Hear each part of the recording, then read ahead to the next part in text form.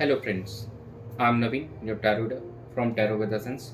Today we'll discuss about Scorpio natives love life from October 4 to October 10. क्या changes आने वाले हैं उनके लव लाइफ में, क्या लोग जो नो कॉन्टेक्ट सेपरेशन में है उनका रियूनियन होगा, या कोई मैरिज प्रपोजल्स आ सकते हैं आप लोगों के लिए, या कोई सिंगल्स इस वीक के अंदर में अपने पार्टनर से मिल पाएंगे. Will check in this reading. एक general reading and timeless reading रहने वाली है. तो चलिए हम स्टार्ट करते हैं. स्कॉर्पियो नेटिव्स का लव लाइफ कैसा रहेगा फ्रॉम अक्टूबर 4 से अक्टूबर 10 के बीच में. Dear spirit guides, please connect me to Scorpio natives love life from October 4 to October 10. Ace of Swords, Three of Swords,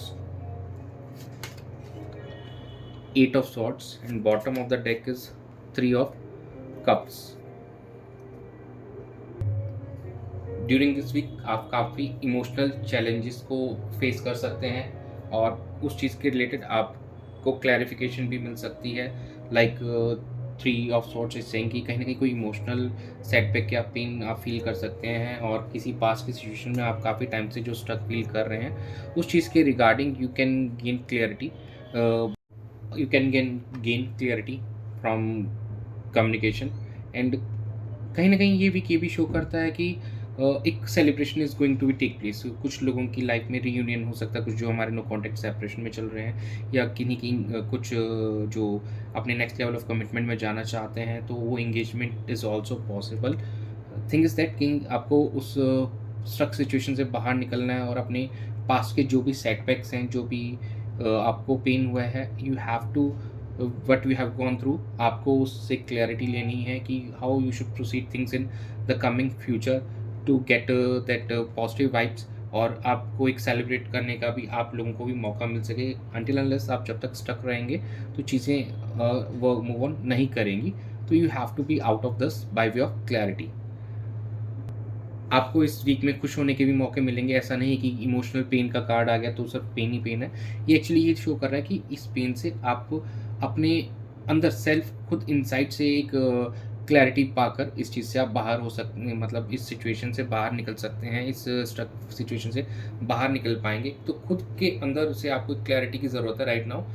और if you want clarification from anyone else तो आप उनसे भी क्लैरिफिकेशन ले सकते हैं.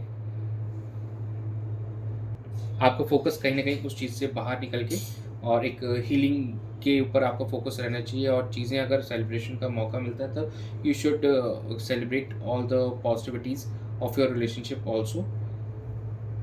चलिए हम एंजल गाइडेंस चेक कर लेते हैं. ये स्कॉर्पियो नेटिव्स के लव लाइफ के लिए एंजल गाइडेंस क्या प्लीज बताएं.